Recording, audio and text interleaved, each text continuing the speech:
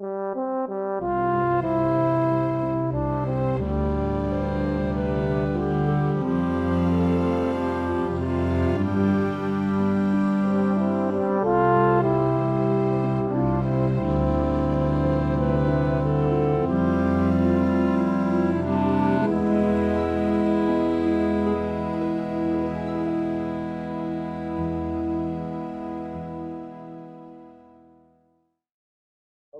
Justamente estava a falar na decisão que tomei de fazer esta palestra e no receio que eu tive de o nome de Caia de Gene, no fim de contas, não dizer nada a ninguém, ou pelo menos dizer apenas a muito poucas pessoas.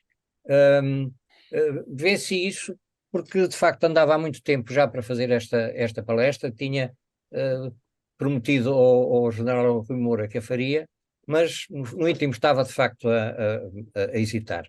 Eu conheci esta personagem quando fiz a investigação sobre o Marquês da Lorna, e completei-a depois quando em Paris fui aos Arquivos Nacional e tive a oportunidade de encontrar o dossiê individual. O dossiê individual não, o processo na polícia secreta do Fouché, do ministro da Polícia de Napoleão, o processo de Caia de Gene. E, efetivamente, cada vez que, de facto, eu entrava na vida do Caê, era uma janela que se abria para mim na história do Brasil, na história de Portugal, na história, no fim de contas, de França, uh, onde o Caê, tendo entrado na história do Brasil em 1820, entrou muitos anos antes na história de França, em plena Revolução. Em 1792, já o rei Luís XVI estava preso na prisão do Temple, quando alguém descobriu nas Tuileries, depois daquela invasão que resultou finalmente na prisão da família real, alguém descobriu um cofre, um cofre numa parede com uma porta de ferro disfarçada com tapeçarias, etc. Alguém descobriu um cofre cheio de documentos. É claro que esses documentos foram levados para o processo do rei, que já estava a decorrer, e, curiosamente, já estamos a adivinhar que num desses documentos qualquer coisa havia a respeito do Cahiers de Gênes. Ora, justamente, havia só em Manada uma, como é que se chamam, enroladas 3 documentos que diziam respeito a um senhor chamado Etienne François Raymond Caia de Gênes. Era uma carta particular de um companheiro de Caia de Gênes na vida militar e uma carta patente assinada pelos príncipes Bourbons, que estavam no exílio, no exército dos príncipes, a passarem uma carta de patente para o Raymond Caia de Gênes no posto de tenente dos caçadores Chasseurs Royal de l'Armée des Princes, que era como se chamava o exército que os príncipes tinham organizado fora de França para combater a República. O Raymond Caia de Gênes era originário de Perpignan, bem no sul de França, perto da fronteira com Espanha, justamente no Roussillon. Nasceu em março de 1965, numa família de pequena nobreza, ou uma família de alta burguesia, porque era uma família com certeza com algumas posses, porque ele estudou num colégio famoso da altura, que se chamava o Collège de Navarre, em Carcassonne. Um dos colegas que ele tinha era filho de um grande comerciante e foi um homem que se celebrizou, André Chénier, que se celebrizou como o primeiro poeta que precedeu, o melhor que já tinha na escrita dele, as sementes do romantismo. Ele estudou com ele e com outro irmão, Constantin Chénier, nesse colégio justamente. Ele depois ingressou nos Voluntários Caçadores do Roussillon, em 1778, foi alferes em 1789 e em 1791 juntou-se à imigração realista por, naturalmente, ser adversário adversário do movimento da Revolução Francesa, e penso que terá sido numa altura em que a guarnição de Perpignan fez uma série de agitações e de movimentações políticas, acabando uma grande parte da sua guarnição por ir para o estrangeiro. E provavelmente deve ter sido nessa altura, em 1791, que ele entrou no Exército dos Príncipes na zona do Reno, onde decorreu o teatro de algumas das batalhas que se deram nessa época.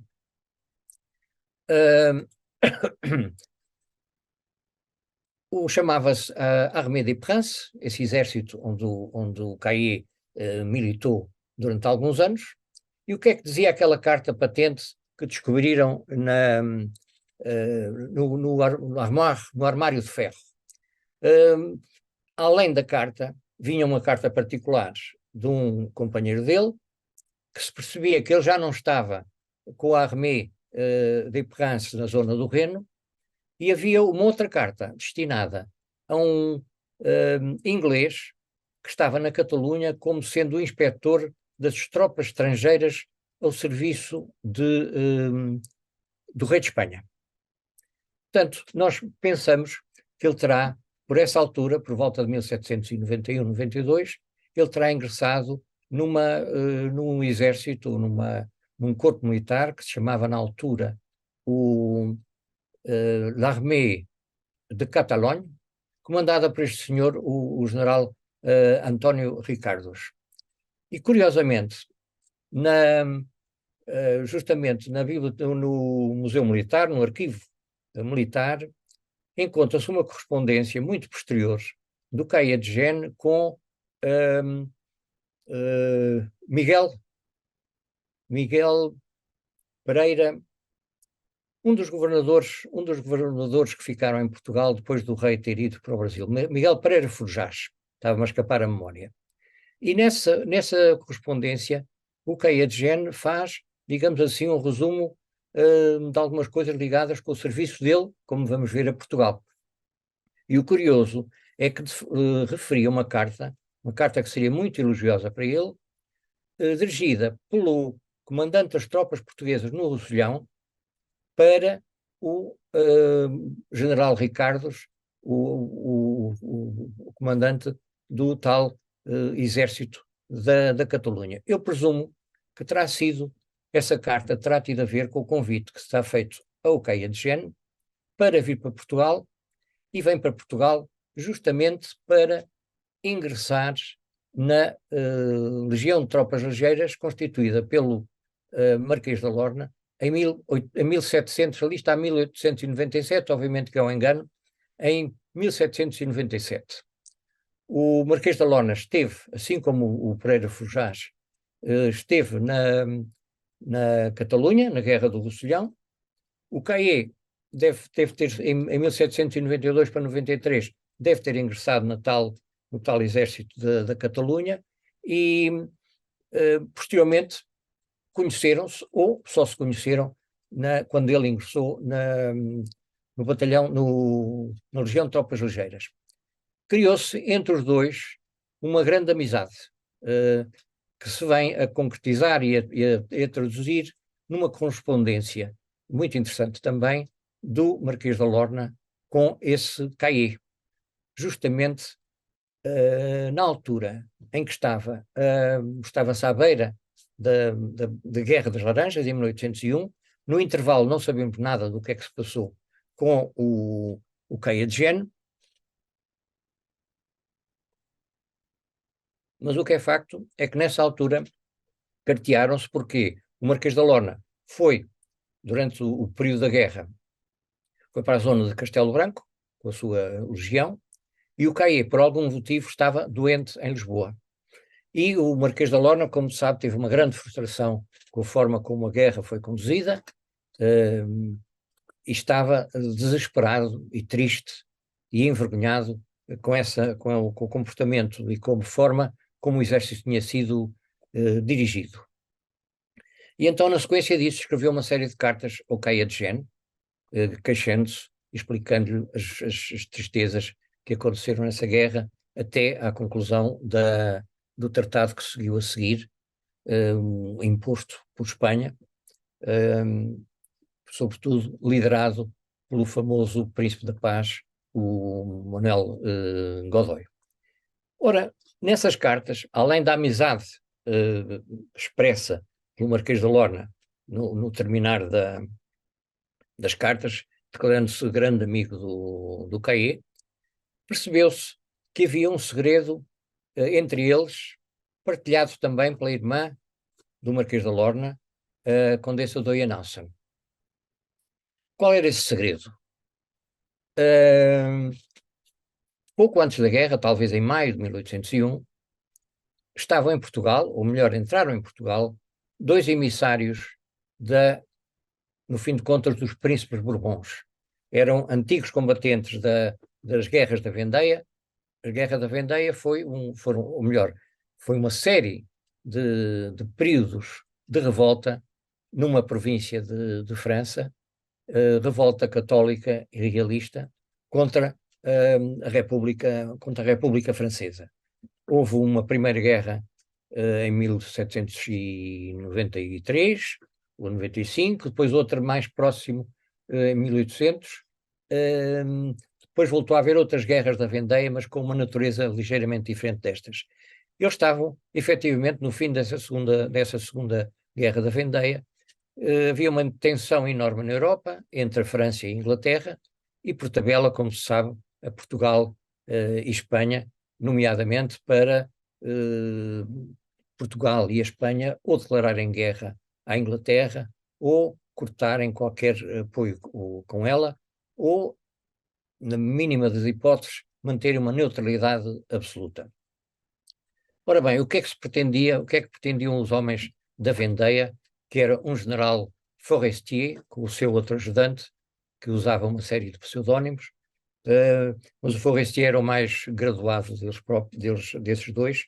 O que é que eles pretendiam? Vinham a mando, como disse, dos Bourbons, dos príncipes Bourbons, para tentar que o Dom João VI contribuísse, o príncipe regente, contribuísse com dinheiro para uma nova campanha da Vendeia, uma nova guerra, para distrair as forças de Napoleão e assim diminuírem também a pressão que havia sobre Portugal e tentarem evitar também o que estava eminente, que era uma tentativa do Napoleão também invadir a própria Inglaterra.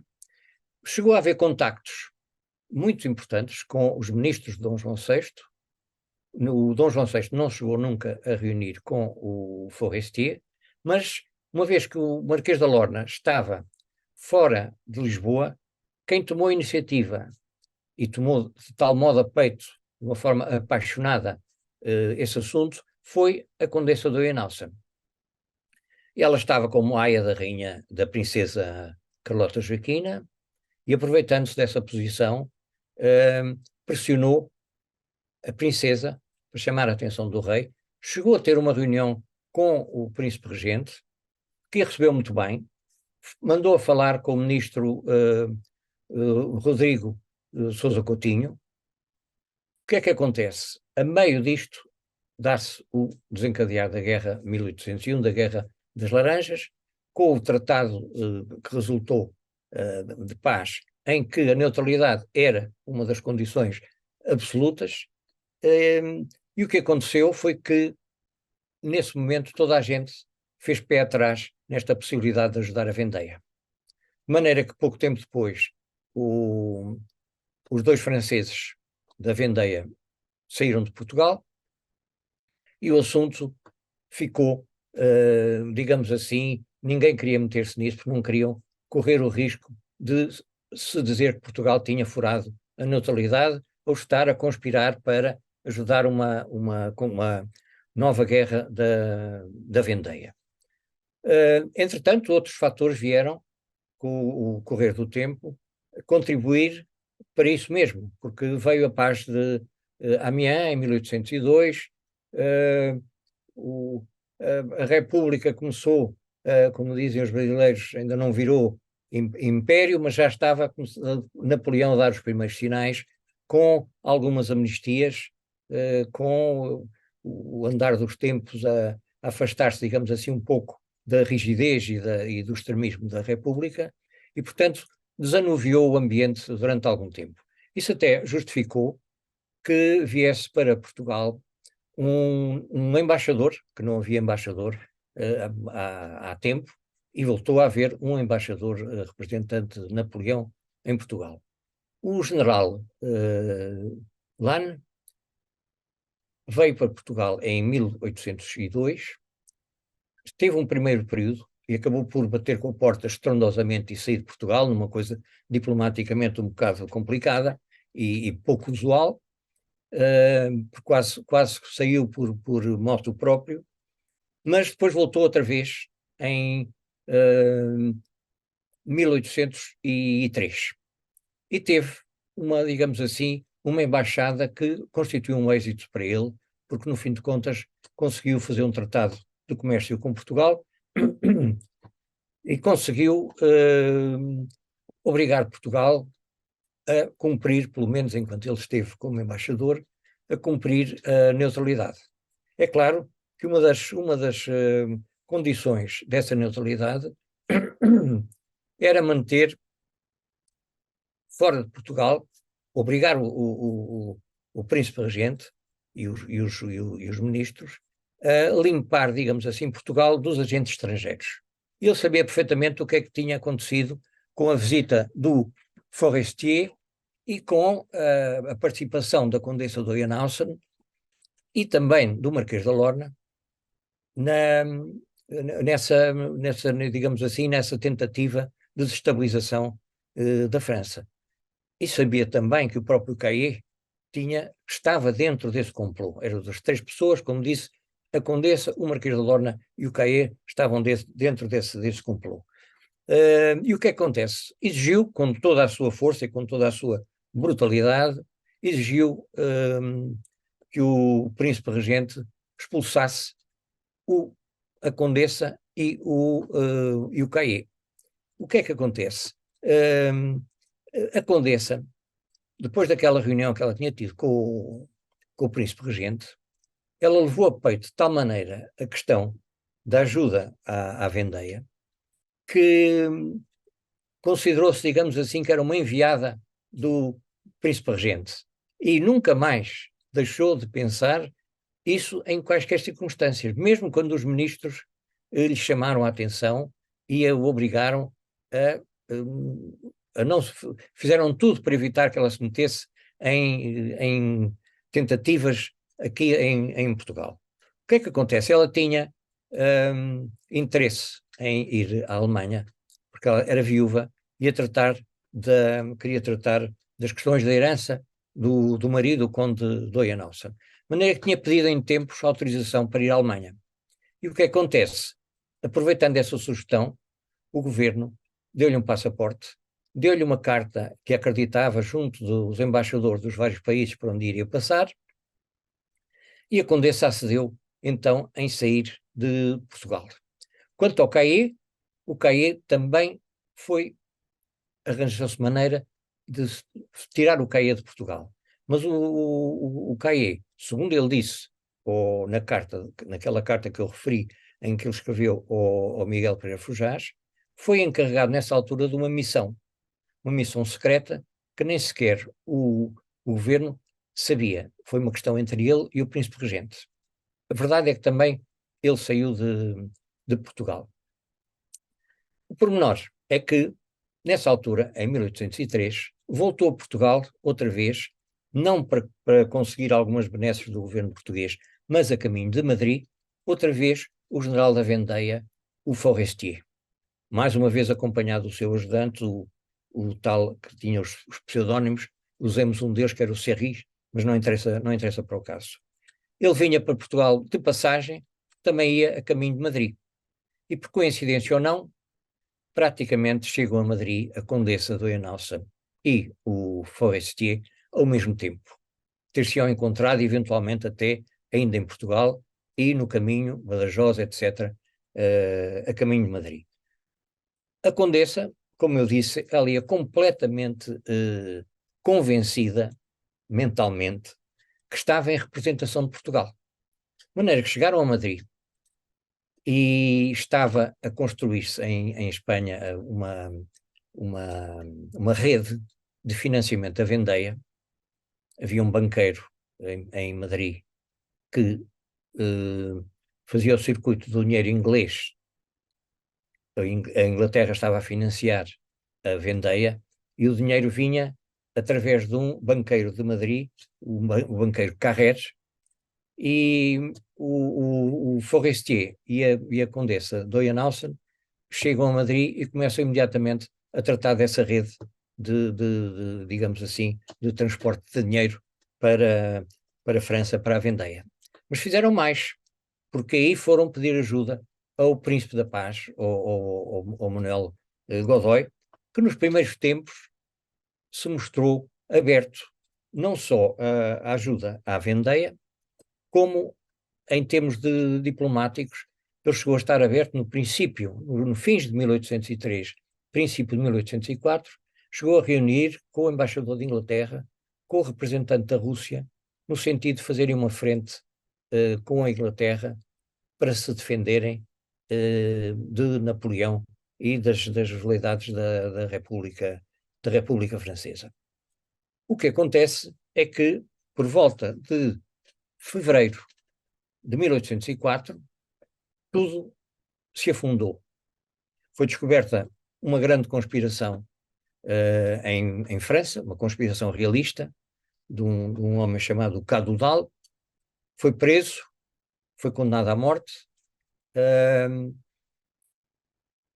Outro acontecimento também, que foi um golpe para as aspirações realistas, foi a prisão e depois o fuzilamento, assassinato, digamos assim, porque foi condenado através de um processo que demorou um quarto de hora, de um dos príncipes Bourbons do exército, que tinha o exército de Condé, o jovem Duque d'Enghien. De maneira que, nessa altura, no primeiro semestre de 1804, as hostes realistas estavam muito dizimadas e muito com a moral muito em baixo. Foi nessa altura que o Caillé chegou a Madrid. Confesso, não foi possível saber onde é que ele andou desde que saiu de Portugal, por volta de 6 meses antes, por onde é que ele andou, qual foi a missão que Dom João o encarregou. Ele falava que tinha feito uma viagem à França, eventualmente nessa altura, mas era uma viagem clandestina, com certeza. O que é facto é que chegou a Madrid por essa época. E percebe-se, por documentos que a Marquesa de Orne nos deixou, nomeadamente um projeto de um livro que ela estava a escrever,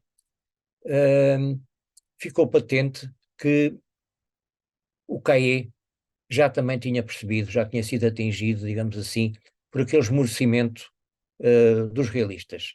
E, sendo muito respeitoso com a Condessa e simpático, etc., o Caillé acabou, no fim de contas, por se afastar do projeto da vendeia com o Forestier, com a Marquesa de Lorna, etc. Por seu lado, a Marquesa de Lorna estava a ser bombardeada pelo representante o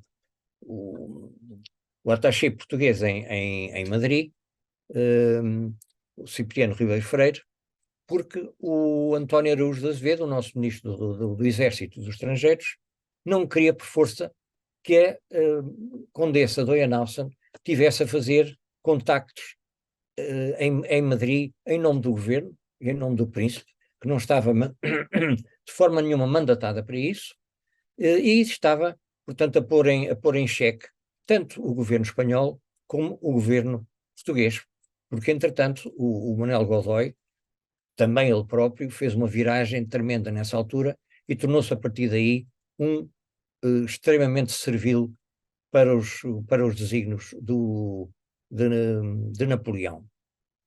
E aqui temos um exemplo no ecrã desta carta que escreveu o António Augusto Azevedo para o Cipriano Ribeiro Freire, a dizer-lhe que achava que a Condessa de Oyhanensky estava a caminho de um precipício certo, e que assim foi, porque a Condessa empenhou-se tanto nestas questões que acabou, como vamos ver, por ser expulsa de Espanha praticamente à força, de conluio entre o representante português, o Cipriano Ribeiro Freire, e o Príncipe da Paz. Porque numas outras instruções que lhes mandou o António Araújo de Azevedo, ele dizia-lhe mesmo: peça ao Príncipe da Paz, ao Manuel Godoy, para tomar as medidas que ele entender necessárias para evitar que a Condessa de Hohenhausen comprometa as nossas duas cortes. E, enfim, tal foi a pressão que fizeram nesse sentido, que Forestier, o amigo do Forestier, e a Condessa de Hohenhausen, no verão de 1804, embarcaram na Corunha, a caminho de Inglaterra, para um exílio da qual a Condessa só voltou definitivamente passados 9 ou 10 anos. Entretanto, o nosso amigo Caê ficava em Madrid, digamos assim, sem compromisso nenhum, e ao mesmo tempo sem que ninguém o perturbasse do ponto de vista político. Porque o que é que ele fez? Ele começou a dar-se com o embaixador de França em Madrid. O Caê, como vamos ver, era um homem com, como chamam em França, a nome d'esprit, ou seja, conseguia insinuar-se junto às pessoas, procurava as pessoas importantes, era um homem sociável, e vemos que ele, por exemplo, uma das provas da presença dele em Madrid é o diário da Lady Holland, esta senhora que está aqui representada, que a certa altura diz que o Caillé, em maio de 1804, esteve a jantar em casa dela na companhia do encarregado de negócios da Rússia. Ou seja, o Caillé já estava metido na alta roda da diplomacia em Madrid. E prevemos que o Caillé era de facto um homem de espírito. Quando a Lady Holland fala que o teve a jantar, conta uma graça que o Caillé disse nessa altura, que é muito o género francês, uma resposta rápida, com espírito, a respeito de uma situação que estavam a discutir à mesa, que era porque é que o encarregado de negócios de França em Portugal, que tinha ficado no interregno entre a saída do Lannes e a vinda do Junot. O Junot foi embaixador em Portugal depois em 1805, porque é que o Serrurier, que era o homem que tinha ficado cá, era também um militar, o Serrurier, que quer dizer em português serralheiro, tinha sido promovido a marechal. E todos estavam a comentar que havia razão, não havia razão, até que a certa altura o Caillé terá dito uma graça rápida, que é o seguinte: é muito simples. O Serrurier foi promovido a marechal para ferrar o asno, em francês, por ferrer l'âne, ou seja, para pôr, para ferrar o cavalo, o burro, que ele chamava os geralanos, que tinham atravessado por ter sido expulso de Portugal pelo Lannes. Ora bem, o que é que fazia o Caillé em Madrid além disso?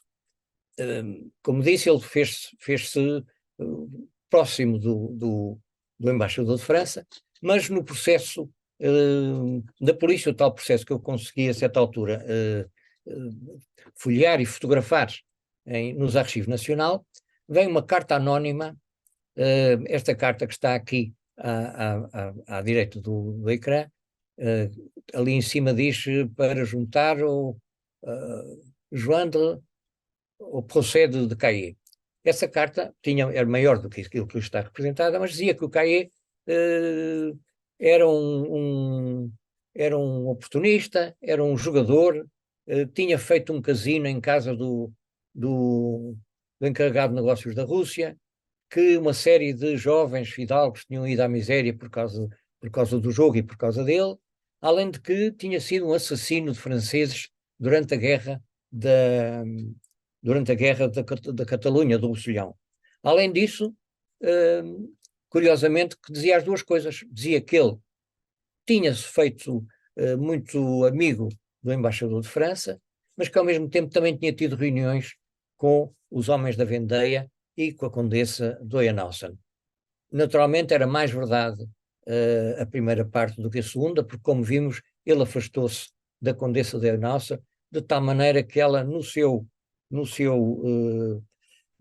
tal projeto de livro fez, diz assim, na data de 1804, ela diz, Caillé está em Madrid, começou a mostrar a sua verdadeira, uma palavra como é que eu ia dizer, mostrar que o homem tinha virado a casaca completamente. Possível ou não, nós não sabemos de que maneira ela não acabou por fazer livro qualquer, apenas ficou, digamos assim, essa denúncia e ficamos sem saber o que é que foi de facto que o Caillé fez. Não creio que tenha denunciado ao embaixador de França, porque eles já tinham informações anteriores no processo da própria Condessa de Oenasa, que eu também tive oportunidade de fotografar, já tinham informações do que ela andava a fazer e o próprio Lannes a tinha expulsado por causa disso. De maneira que não terá sido propriamente a denúncia, mas no fim de contas o facto de ele ter abandonado da, a causa da Vendeia e dos realistas, ou pelo menos dos realistas conspirativos, digamos assim. Ora, essa amizade do Caillé com o embaixador de França, que era o Pierre Bernonville, também um general, era um general já do tempo da República, curiosamente tinha o Napoleão no exército, tinha sido subordinado do Bernonville, razão pela qual ele não gostava muito de o ter próximo, nem que esse facto viesse ao conhecimento de toda a gente. E o que é facto é que essa amizade com o Bernonville acabou por se transformar numa fonte de informações para Portugal. O Caillé começou a fazer relatórios para o ministro António Araújo de Azevedo. Essa correspondência encontra-se no Arquivo Municipal de Braga, onde está todo o arquivo do António Araújo de Azevedo. Como sabem, o António Araújo de Azevedo era natural ali ao pé de Ponte Lima, de uma freguesia de Sá. Morreu no Brasil, já como da Barca, mas ele era natural dali e todo o arquivo dele acabou por estar na casa dessa freguesia de Braga, de Sá, e só depois é que um familiar acabou por o fazer seguir para o arquivo municipal de Braga, onde está agora à tutela, digamos assim, da Universidade do Minho. E então começou a haver um fluxo de relatórios entre o Caillé e o António Araújo de Azevedo, relatórios muito detalhados, muito exatos, valiosíssimos em termos de informação, onde o Bernonville, porque não podia ser outro senão ele, era tratado por Lamy. O Lamy para aqui, o Lamy para aqui, já sabia que era o Bernonville. Por outro lado, o Napoleão era descrito como o Grand Homme. E assim foi durante o ano de 1804 e 1805, o Caillé fez estes relatórios todos para o António Araújo de Azevedo, que os apreciava imenso, e ao mesmo tempo também depois mandava transmitir recados ao Bernonville, porque ele tinha conhecido o Bernonville em Madrid. O que acontece? Esta faceta, esta ligação do Lamy com o Caillé teve um reverso, porque o Caillé vai acabar também por fazer o contrário, ou seja, transmitir informações ao embaixador Bernonville. Mas antes disso gostava de vos falar no outro facto que é curioso e que estava relatado na carta anónima, numa carta anónima que fazia parte do processo do CAE na polícia, que refere a possibilidade possibilidade não, ele denuncia como tendo sido um fingimento do CAE quando soube que o embaixador que o perseguia tinha já deixado Portugal. Ele resolveu voltar a Portugal, dando como pretexto, segundo dizia o informador anónimo, o facto de um amigo fidalgo português ter sido nomeado vice-rei do Brasil e ele ir acompanhar esse amigo até ao Brasil. Ora, esse amigo não era outro, como sabemos, senão o Marquês da Lorna, que foi vítima dessa situação única e estranha de ter sido nomeado vice-rei do Brasil em 1805 e, passado meses, foi mandado para o Alentejo como governador de armas do Alentejo e foi como é que se chama? Retiraram-lhe a nomeação para o Brasil. Isso foi um transtorno enorme para o Marquês da Lorna, foi uma das coisas que contribuiu, digamos assim, para uma revolta e depois, digamos assim, por virar as costas à Casa de Bragança, porque ele já tinha mandado uma espécie de um secretário à frente para o Brasil com algum equipamento, gastando dinheiro com isso, e efetivamente sabemos que ele contactou não só o CAE, como outro oficial português, que me escapa agora o nome, mas que foi outro importante Legião, na Legião Lusitana, que depois combateu o Lecor, o general Lecor. O Alorna também o tinha escolhido para ir com ele como ajudantes quando ele fosse vice-rei do Brasil. Portanto, é curioso que já nessa altura houve esta possibilidade do Brasil no horizonte do CAE, que eu aqui refiro e ilustro com este desenho de um pintor que eu adoro, que é o pintor francês do Brasil, me escapa agora o nome dele. Voltando ao Bernonville e ao CAE, e a essa ligação em que cada um fornecia informações um ao outro, há um facto curiosíssimo que se deu nessa altura. O CAE já estava a fazer contas à vida e a pensar que também ia tentar que obtivesse amnistia por parte do governo francês, do governo imperial. E isto sondou a polícia francesa através justamente do Bernonville.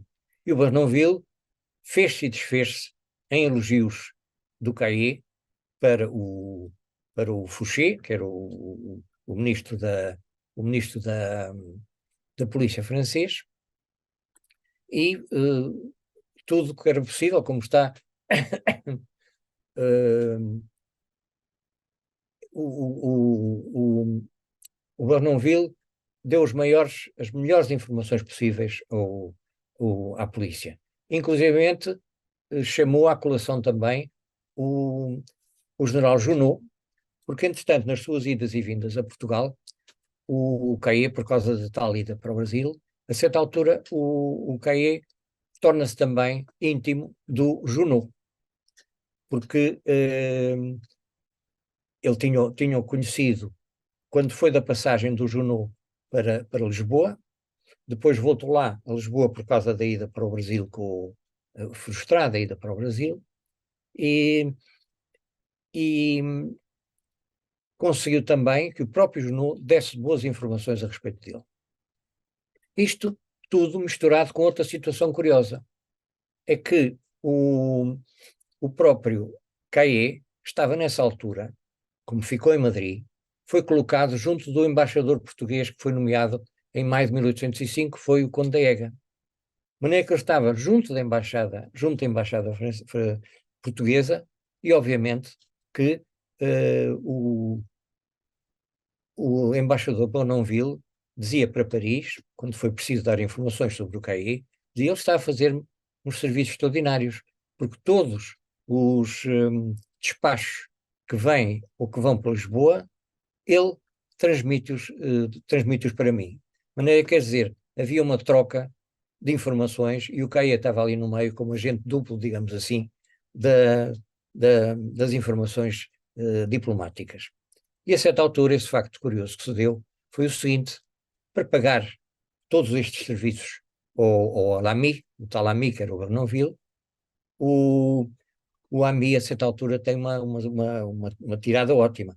Diz que é muito bonito o António Araújo de Azevedo dizer palavras muito simpáticas, etc, etc, mas que ele precisava de qualquer coisa mais sonante. Dinheiro não queria, porque não estava na natureza dele, nem, nem era o que ele pretendia. E então o que é que queria o Bernonville? E transmite isso através do CAI. O Bernonville queria diamantes para fazer um colar para mulheres, uns brincos e um anel.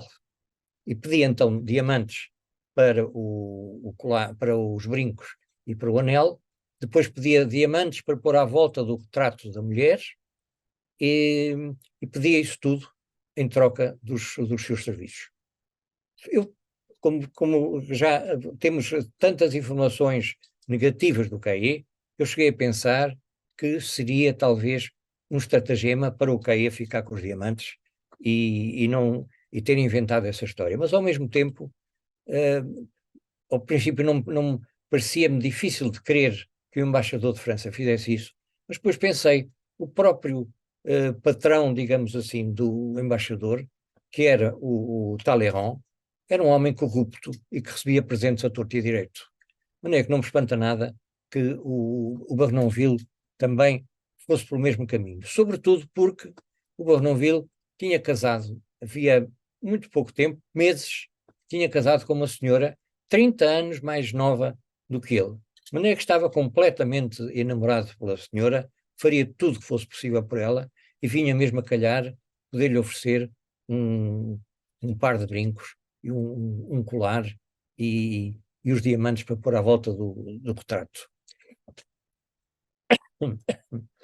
Ora, muito bem, isto tudo a troco da ajuda que o Bernonville lhe deu para ele conseguir a amnistia.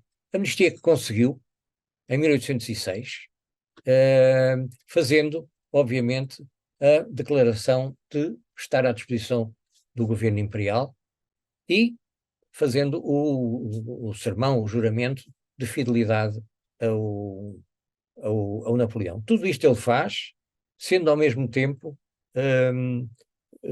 digamos assim, funcionário da Embaixada Portuguesa em Madrid e considerando-se ao serviço de Portugal. Curiosidades daquele tempo.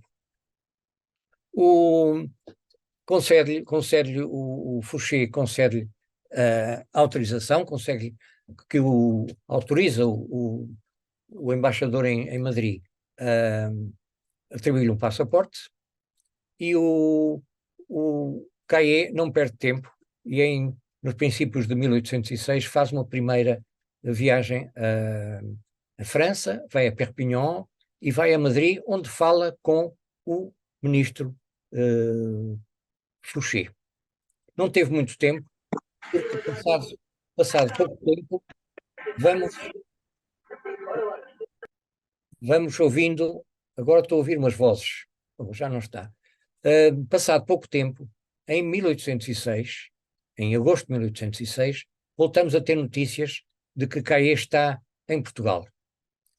Ele tinha-se feito, como eu disse, amigo do Junot e, obviamente, também da mulher do Junot, que o acompanhou quando o Junot foi embaixador em Portugal. Não acompanhou quando foi a invasão, mas quando foi da embaixada, o Junot veio com a Laura Junot, a sua mulher, que depois ficou, durante a vida, Duchesse d'Abrantes. Ora, a Duchesse d'Abrantes, depois da morte do marido, até porque ficou em maus lençóis financeiros, fartou-se de escreveu uma série de livros de história de Napoleão e as memórias dela própria.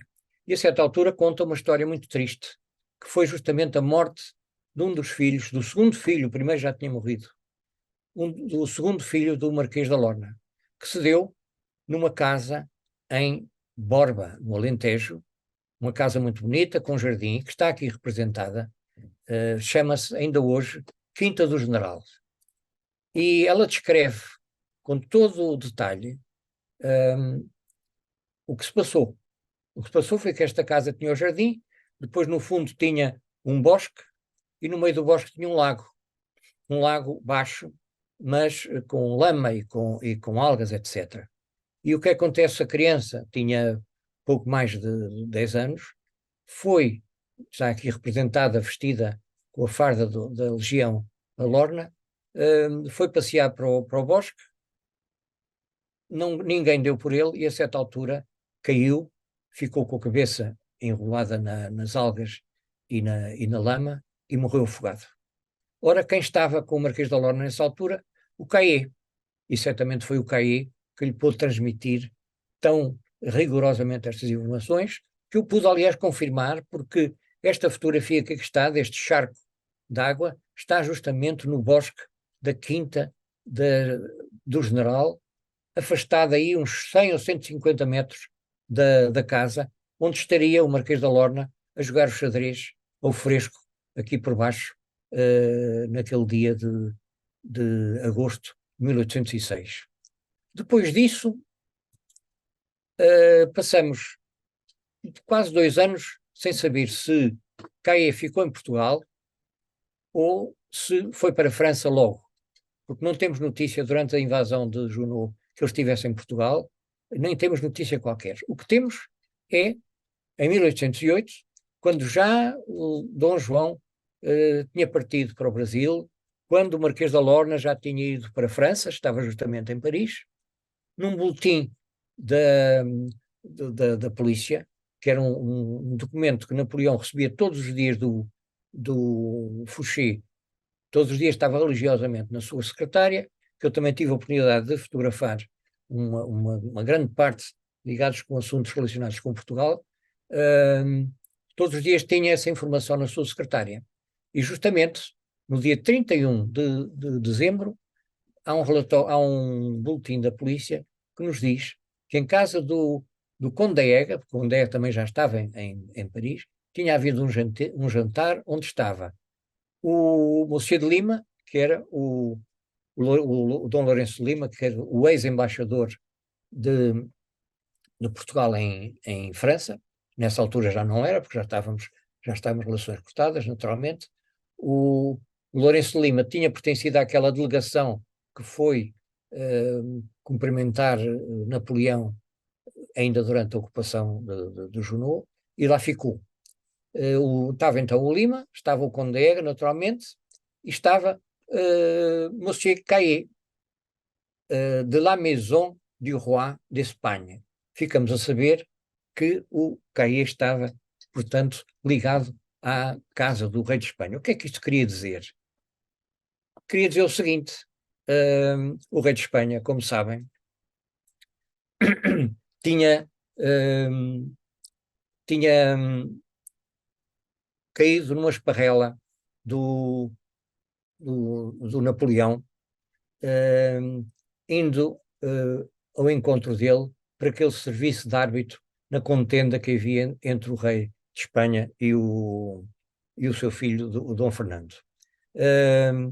Mas antes disso, queria apenas dar mais uma indicação da presença do CAE em Madrid, e que mais uma vez ilustra a capacidade que o CAE tinha de se insinuar na sociedade. Ele fez-se sócio desta Ateneu da Língua Portuguesa, e há um dia que sai uma notícia no jornal de Eusébio, em que, a propósito de uma visita ao general Junot, que era o governador de Paris, a direção do Athénée de Langue Française vai agradecer ao Junot ter-se associado também a esta agremiação. E veja-se aqui na notícia que o Caillé aparece logo em segundo lugar, no meio de pessoas que eu fui verificar e que são pessoas intelectuais franceses, de alguma nomeada, e o nosso amigo Caillé, sendo apenas um membro recém-inscrito no Atelier de la Langue Française, já surge aqui logo em segundo lugar na delegação que foi encontrar-se com Junot. Mais uma vez, aqui se comprova, digamos, essa capacidade de insinuação que ele tinha. E agora sim voltamos às tropelias do Napoleão, que só mais nada aproveitou esse pedido de arbitragem do rei de Espanha para o levar a abdicar, como sabemos, e a colocar o seu irmão no trono de Espanha. E, entretanto, obviamente que um dos serviços que foram entregues ao Caillé, o facto de ele se ter aprontado para servir Napoleão naquilo que fosse preciso, foi, no fim de contas, fazer uma espécie de oficial ligação junto da corte do rei de Espanha, que passou a estar hospedada em França. O primeiro sítio onde estiveram foi o Palácio de Compiègne, pouco tempo, porque era uma demasiada proximidade de Napoleão estar com o rei Bourbon, no fim de contas, o mesmo sangue do rei que tinha sido deposto pela Revolução Francesa, tê-lo tão perto, de maneira que rapidamente o rei de França foi encaminhado também por razões climáticas, por ser um clima mais próximo do de Espanha, foi mandado para Marselha. Marselha não teve palácio, tinha uma casa boa, uma casa apalaçada, sim senhor, onde ele abrigava as 100 e tal pessoas que constituíam a sua corte, mais ainda aquelas que vinham com o Manuel Godoy, que também tinha, digamos, a sua subcorte, e aí estiveram em Marselha até 1812. E o que é que fazia o nosso amigo Caí? O Caí, como disse, era o elo de ligação com o governo, mas no fim de contas o que acontecia era que o Caí estava às ordens da polícia francesa para aquilo que fosse necessário, nomeadamente para coisas mais desagradáveis. Mas mais uma vez ele mostrou a sua habilidade, porque várias referências dizem que a família real e o próprio rei Carlos IV gostavam imenso do Caí e sentiam a falta quando ele não estava com eles, o que acontecia várias vezes, porque, como vemos o Caí em 1808 em Paris com o Marquês da Lorna e os seus amigos, vemos depois o Caí a ir visitar o Junot em 1809, de maneira que ele não estaria permanentemente com a corte, mas foi acompanhando a corte. E, nomeadamente, uma dessas tarefas que lhe foi imposta foi quando se deu a mudança do rei de Espanha para Roma, porque estava a custar muito dinheiro ao erário francês, que começava a sentir, apesar da pilhagem que fez em toda a Europa, começava a sentir dificuldades. E, além disso, não estava satisfeito com boatos e, eventualmente, tentativas de libertação, digamos assim, porque, no fim de contas, o rei de Espanha estava uma espécie de prisioneiro, por parte de espanhóis exilados que tentariam fazer um golpe. Enfim, havia boatos e havia essa preocupação. De maneira que vem esta carta em maio de 1812 do Savary, que era agora o chefe da polícia, tinha substituído o Fouché, que tinha caído em desgraça, em que dá instruções ao Caillé para tratar de fazer a mudança da família real de Marselha para Roma. Assim, o que é que ele conseguia? Conseguiam que ficasse às custas, digamos assim, do erário, pelo menos não era o erário diretamente de França, e colocava o rei mais longe, tanto do Napoleão como da possibilidade de qualquer intentona para o libertar. Essa viagem, para vermos que de facto o rei espanhol estava completamente nas mãos, não era um convidado, era um quase prisioneiro, é que a viagem está descrita no resto da carta pelo Savary, dia por dia, nas várias localidades por onde ia passar. De maneira que é uma preocupação absoluta com isso. E, por outro lado, no fim, dizia ao Caillé para voltar a Paris e continuar a gerir os affaires de Sa Majesté, que não sabemos que affaires seriam, mas, por um lado, o que ele fazia era encarregar-se de que a pensão que o rei recebia lhe fosse entregue, E, como disse, estas tarefas menos agradáveis de mudar o rei, como este exemplo, mudar o rei de Marselha para Roma, coisa que ele, coitado, não gostou porque habituou-se, e o povo de Marselha gostava muito dele, portanto foi com pena que ele deixou Marselha. Curiosamente, quem ficou a cargo, a polícia que ficou a cargo do rei em Roma, era uma delegação da polícia francesa em Roma. Existe esta carta também curiosa, em que o encarregado de polícia faz os maiores elogios ao Caê. Mais uma vez, digamos, ele conseguiu imiscuir-se e levar, levar as pessoas a considerá-lo, a ter por ele muita consideração, porque é só elogios. Lealdade, franqueza e dedicação foi aquilo que eu encontrei no CAE, diz o chefe da polícia de Roma, e diz mais, diz que o rei vai sentir muita falta dele.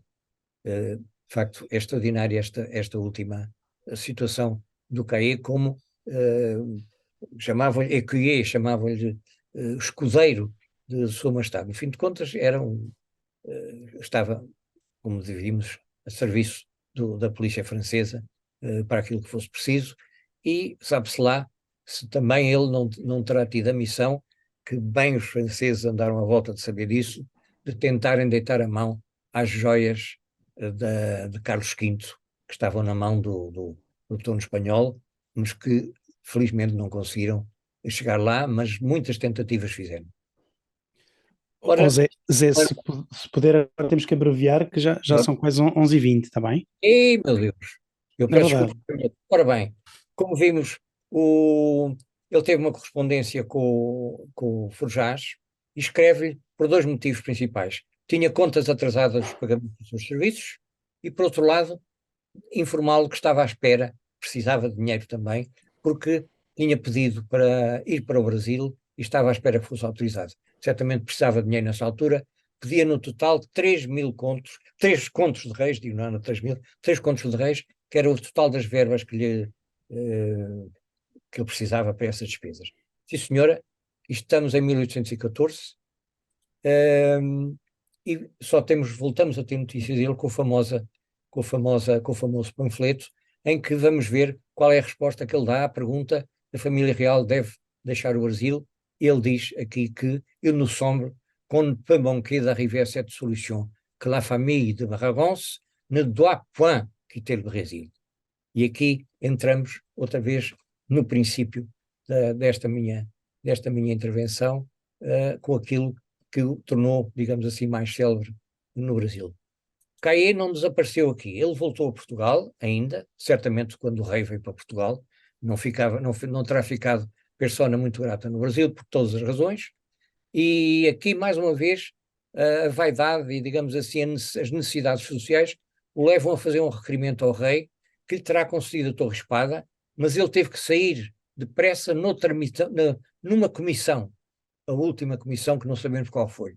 O despacho foi dado, foi negativo, não lhe foi atribuída a Torre Espada, mas tão pouco, ainda é a última notícia que temos, porque em 1836, nos arquivos de Perpignan ou de Carcassonne, na biblioteca de Carcassonne, está uma carta que ele escreveu ao seu amigo de infância, não ao André Chénier, que morreu durante a Revolução, na guilhotina, mas ao irmão, ao Constantin Chénier, que ainda era vivo.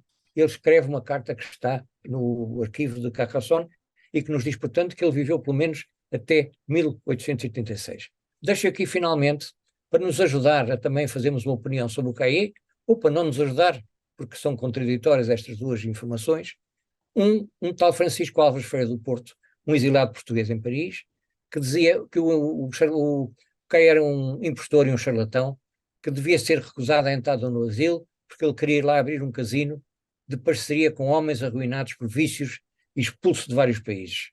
Por outro lado, temos uma informação de sentido contrário, de um homem mais ou menos célebre, Francisco Solano Constâncio, que foi médico, que foi um dos bolseiros que Pinamanique mandou para a Inglaterra, estudar medicina justamente, também estava ao serviço do rei de Espanha, que diz o coronel Caê, meu amigo há 14 anos, era escudeiro de Carlos de Espanha, encarregado das relações com o governo imperial, era ele quem se ocupava da pensão e de organizar viagens. Estava muito a par da política ibérica. Ora bem, eu não julgo, não quero julgar Caê. Caê, no fim de contas, foi numa época em que caíram impérios, em que caíram países, em que as vidas das pessoas ficaram completamente transtornadas. Caê, no fim de contas, fez pela vida dele, julguemo-lo com, não com severidade, mas com compreensão que nos ensina quando nós olhamos para a história. Peço desculpa do atraso que houve e agradeço muito a vossa atenção. Muito boa noite. Muito obrigado. Muito obrigado, Zé Norton, muitos parabéns. Interessantíssimo a história que aqui nos vai trazer. Sem dúvida, um equilibrista, uma pessoa muito interessante, vivendo em vários países e servindo vários governos e várias alianças, digamos assim. Agradecia que quem quisesse colocar alguma questão ou fazer alguma intervenção, temos relativamente pouco tempo, eu não quero prolongar isto muito para além das 11h30, aqui em Portugal, até porque o professor Amoedo até está em Madrid, já é 00:20, e iria pôr à consideração se alguém quer fazer alguma intervenção ou questão. Já temos inscrito o Pedro Davilés, e então eu vou descompartilhar a tela. Ok. Obrigadíssimo. Nada. Obrigadíssimo. Pedro Avilés, muito boa noite. Está sem som, tem que ligar primeiro o seu som. Já está. Muito obrigado. Dar apenas uma opinião, acho que temos aqui uma figura típica, um homem que serviu constantemente ideais políticos completamente opostos e sucessivamente, o que é o típico de um permanente agente duplo. Não tenho por isso uma grande admiração para este homem, acho que é um homem que soube fazer pela sua vida, como você disse, Rui, mas que, perante a história, é um exemplo de um permanente agente duplo que serviu interesses completamente diferentes constantemente, mandando uns para os outros. Portanto, é um traidor para uns, e também utilizando a sua capacidade de sedução social e de se introduzir junto dos meios políticos, das elites dos vários países por onde passava. Só queria acrescentar uma coisa, e portanto não tenho, como digo, uma grande admiração para este homem, acho que é um exemplo de um tipo um bocado escaroso para mim. Mas enfim, só queria dizer uma coisa: quando o Zé mencionou a razão, mencionou que o Marquês da Lorna, que tinha sido nomeado por Dom João para embaixador de Portugal, para vice-rei, perdão, para vice-rei de Portugal no Brasil, e que lhe foi de repente lhe foi retirada essa função, é porque nos devemos lembrar que porque se tinha passado o chamado motim de Campo de Ourique, em que o Marquês da Lorna, com o seu colega, com os seus colegas do partido chamado francês na altura,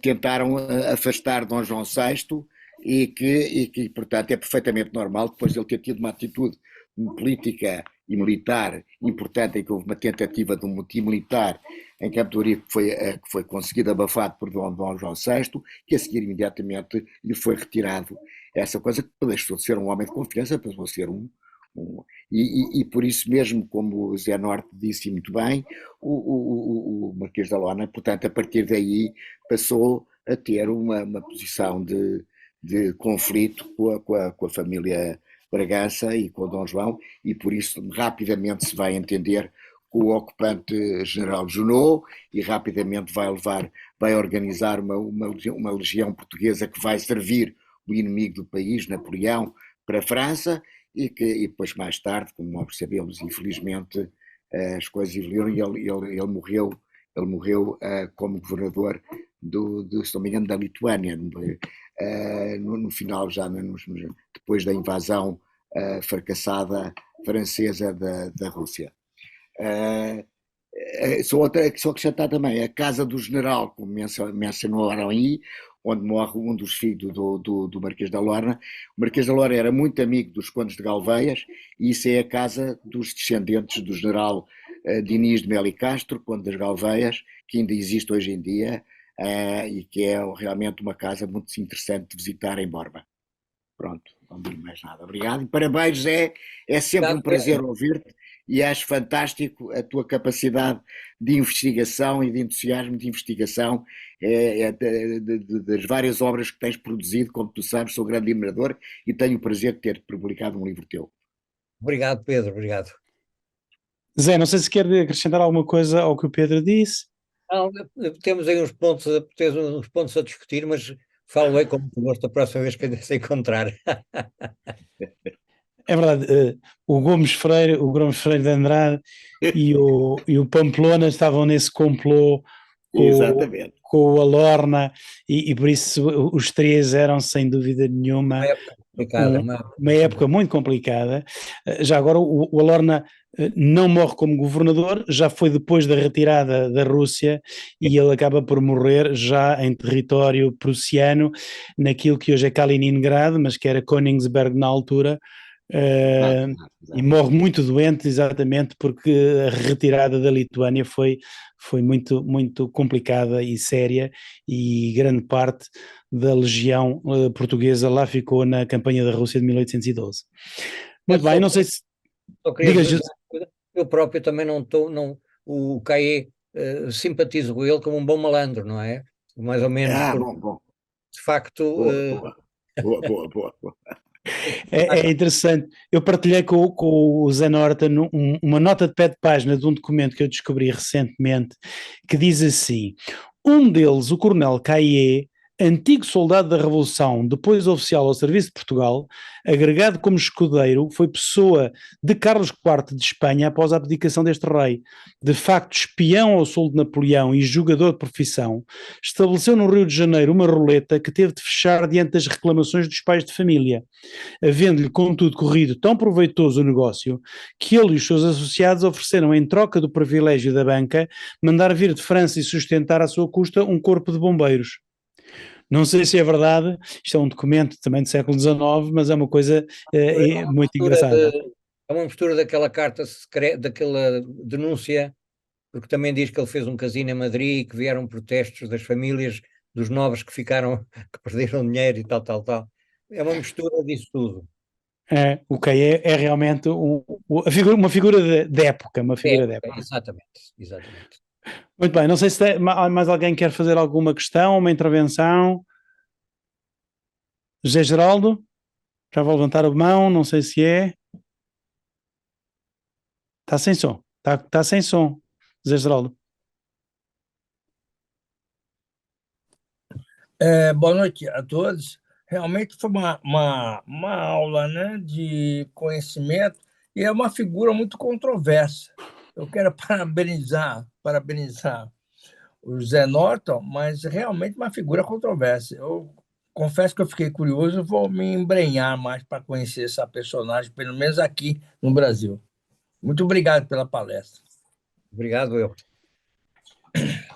Zé Norton, não sei se quer dizer mais alguma coisa. Estamos a aproximar-nos já das 11h30. Não há nada, muito obrigado, agradecer a todos e pedir desculpa pelo atraso inicial da minha culpa.